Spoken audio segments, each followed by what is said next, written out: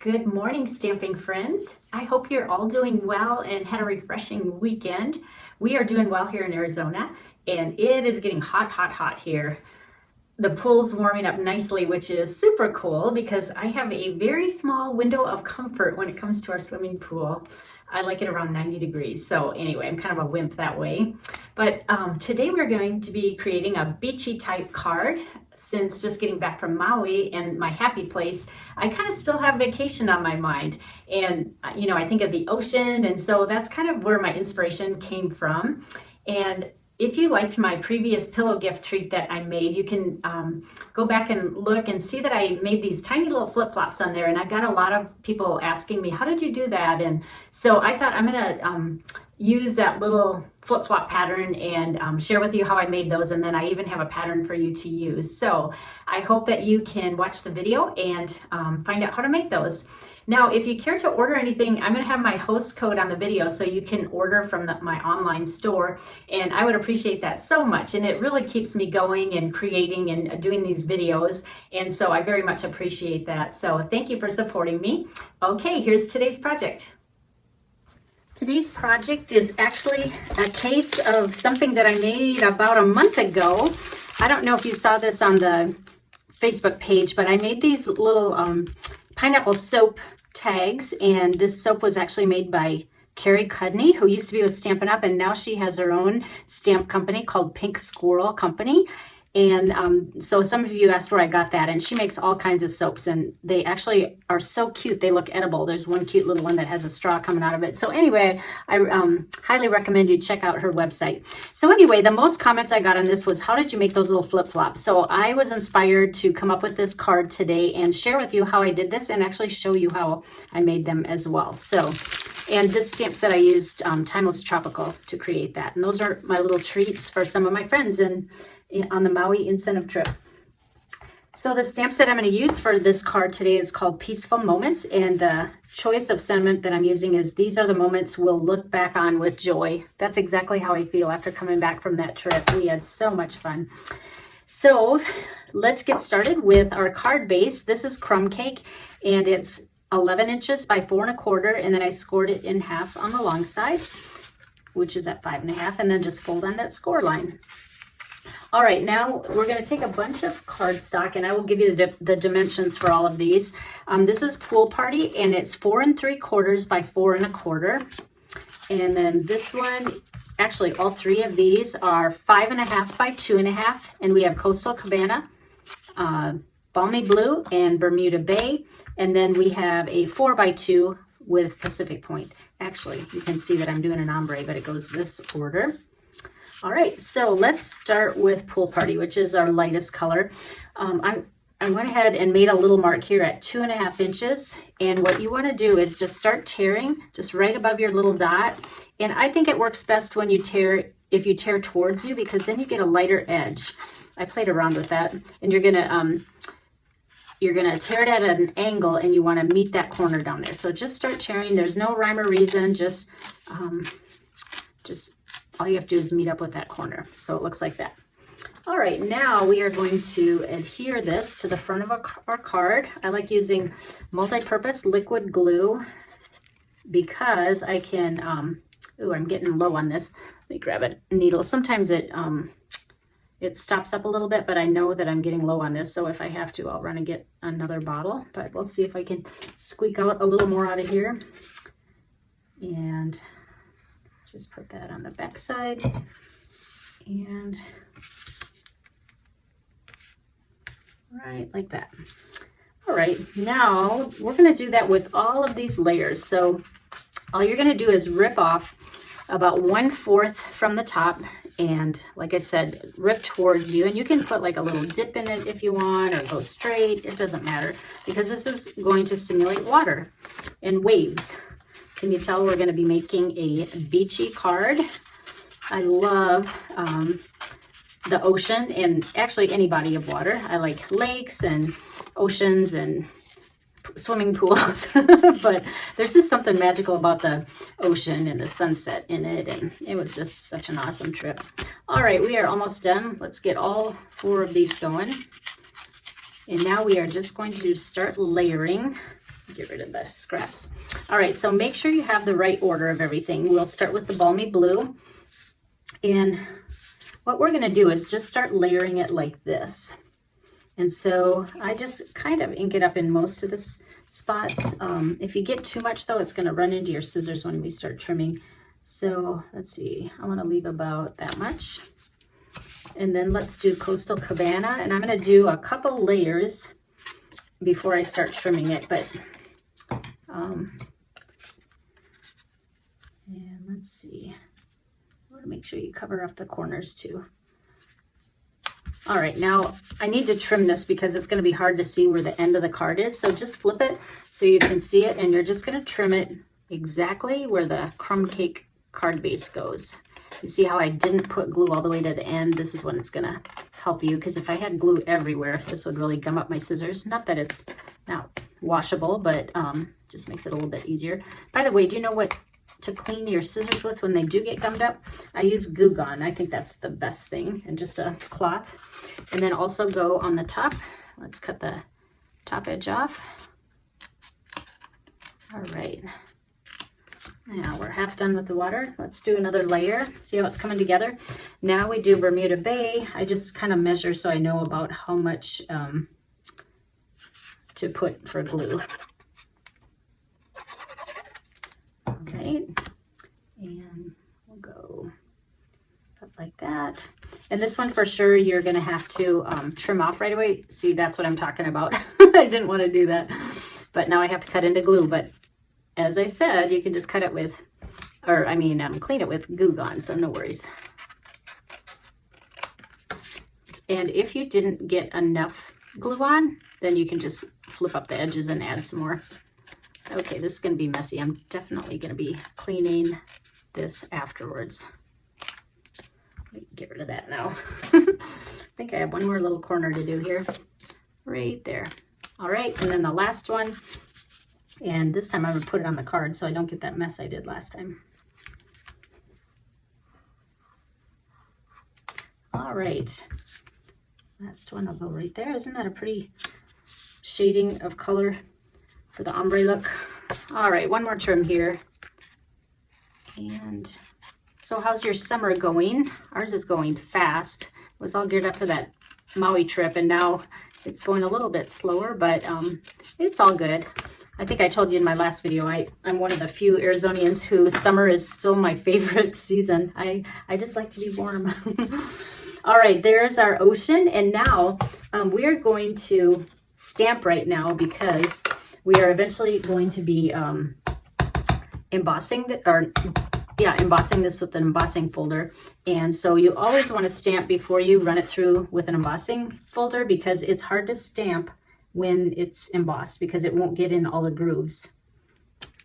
All right, I'm going to come right back and emboss this so I don't have to bring my embossing machine over. The embossing folder I used is called Painted Textures. Isn't that nice? It gives it a nice kind of like watery look and sandy look, and I just like how that embossing folder works on this. All right, so that's the basic part of the card front. Now we're going to work on those flip-flops I told you about. So I'm going to put a pattern. It's a PDF of the flip-flops, and I just drew these out, and I'm going to put 4 pairs on there, but really all you need is 1. And I'm going to show you, because a lot of times when I do create, I do kind of make my own patterns for things, and a lot of time people ask, how do you do that? And they do not like when I say fussy cut, but I want to show you how easy it is. So like I said, all you really need is 1 of these, and just cut it out from your computer paper. Now, what I'm going to do is take my designer series paper. The paper I'm using is called Pattern Party. Now, this is a Host Rewards designer series paper, which means you cannot purchase this unless you host a party. If your order is over $150 or more, then you can purchase this for $18. However, you get 48 12 by 12 sheets of paper, and each side has one colored side and the other side is a black and white. So I think this is the paper that I've grabbed for the most. So you might want to ask your friends and see if they want to go in on an order with you so you can hit that point. You can even split the paper with your friends, but this is totally worth getting that order up there to get this paper. I'm going to be using this a lot. So the way we're going to make these little flip-flops is it's kind of like going back to sewing days. Now I'm going to use a non-Stampin' Up! Adhesive, and the reason is this is removable. So I'm just going to put a little bit on the front of this, and if you remember in sewing class, you always put right sides together like that, and then we're going to stick a little bit of adhesive on the back of the pattern. Oops. Yeah, I think I got enough on there. And that's how I'm going to cut it out. And the reason I do that rather than cutting them out separately is because I know when I cut this, it is going to be symmetrical, and that's what I'm after.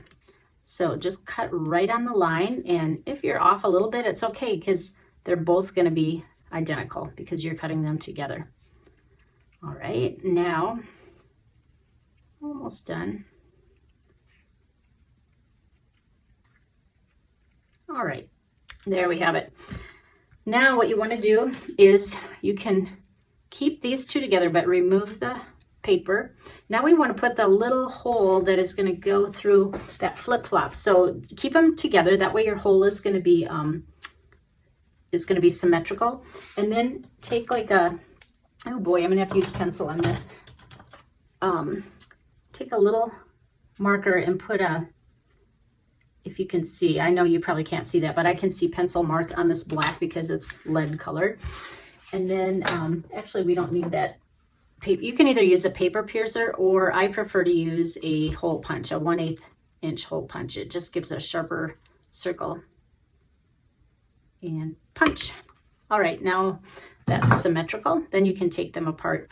And then to erase this, you can just rub your finger on it because I use such a little amount and it'll come right off with your finger. All right, there's our two symmetrical flip-flops. Now we're gonna do the same thing with, I chose Polished Pink, which is one of our new in colors.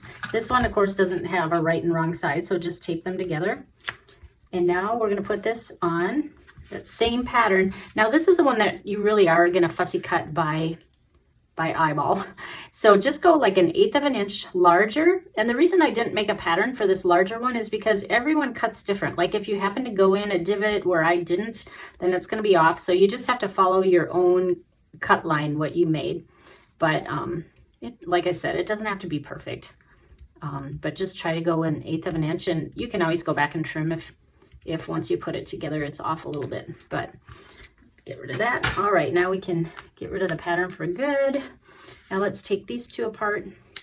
All right, and then we don't have to take the tape off of that because we're going to be putting the paper on that, but just make sure they're going, you know, the right way. So let's see, this one needs to go that way. Okay, like that.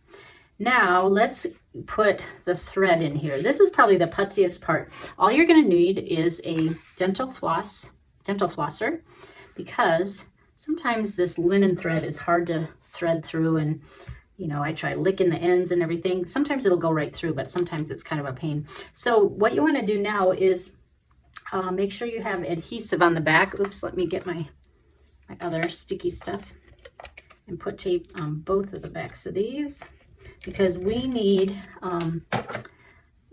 the linen thread to really stick well. It doesn't matter if you start front to bottom, or I mean front to back or back to front. Because it'll work out the same either way. So put that in there, and then just, whoops, let's move these up. And then string this through, whoops. All right, now we have to get the placement of this. So what we're gonna do is one end is just gonna stick anywhere on the back. Just stick it down because that stuff is really sticky. And then we're just gonna go down, and then we're gonna go over the flip-flop, over the back of it, and then out to the front. And now I need to trim a little bit off because we don't want that long of an end. And now, and remember there's tape on the back, so it is going to stay where it needs to go. Now stick it from the front again, and then string this through. Okay, and then just pull it tight. You can kind of arrange it and then just stick it down on that tape that you already did. All right, and then we will just stick it on the flip-flop like this. There you have it. There's one. All right, let's do it one more time so you can see. All right, so you can go front to back like I said. So go front, string it through, and pull it a bit, tack it down on the back so that side doesn't come out of the hole, and then loop it around the flip-flop, around the back side, come out on the front, kind of pinch it so it doesn't move on the back. Trim this down a little bit. And then we need to go through one more time. And like I said, this is the part I was doing on the airplane. I made quite a few of these, and I was just doing my sewing with my dental floss. All right, and then push it down, otherwise it might come loose. There. And then stick it on your flip-flop. Now, like I said, if you want to go back and trim the flip-flop a little bit more, like if you don't like the edges, but actually it's pretty good. You just want to see a little bit of the edge. Now it's missing one more part. Whoops. If it does flip up, oh, I probably didn't put tape. I think it's better to just put liquid glue on the bottom. So I'm going to stick a little bit more down there. Just hold that. Let's do the same. I did not even put glue down there. So there we go. All right. Now there's one missing part here. Let's grab our flower flourishes. And I think we will go with the polished pink that matches. And the best way to put this on is just by using liquid glue. So just put a little dab on the toe part right where they meet.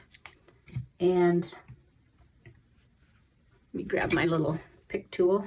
It's easier to handle. And then press that down. This will take a little bit to dry, but not too bad. And I'm hoping I can... I should have started with the flip-flops actually. Then they would have been nice and dry for when I put them on the card front. All right, aren't they cute? And I want to tell you what they are when they're finished. These are 1.5 inches. These are a little bit smaller. I made these teeny tiny. If you want to shrink the pattern down, it's 1 inch, and all you have to do is adjust your printer settings. All right, now it's time to put these on the card front, and I am going to grab my dimensionals. And ooh, like I said, I probably should have done these first because I don't know if that flower's dry all the way, but I'll try to be careful. So on the card front, I want to go one this way, and then the larger ones, larger dimensionals work better on this one. And then we will kind of crisscross this one a little bit. Go like that. There you have it. That's a summary card. This would be a good project to do when you're watching Netflix because you can do these flip-flops just by watching a TV show. Well, thank you so much for joining me, and I would love it if you ordered from my Stampin' Up! Website. And if you do, please use the host code UXV99QP9. If you're seeing this video and this is not good anymore, then just use the one that's on the right-hand side of my bar. Again, if you order $35 or more of products, I will send you the Creative You projects. And you guys, I promise you're going to love these ones in June. But the order has to go in by June 10th. So if you put your order in by then, you will receive 3 projects. This is not one of them, but 3 other projects, and the kits will be free to you in the mail. And but you have to use the host code, and then I will send those to you for free, and the PDF instructions. If you're local in the Phoenix area and would like to come in person, please shoot me an email or a message on Facebook, and I would be happy to give you more details about my local classes here. Well, thanks again for joining me, and I will see you again on Friday morning. Take care, guys. Bye-bye.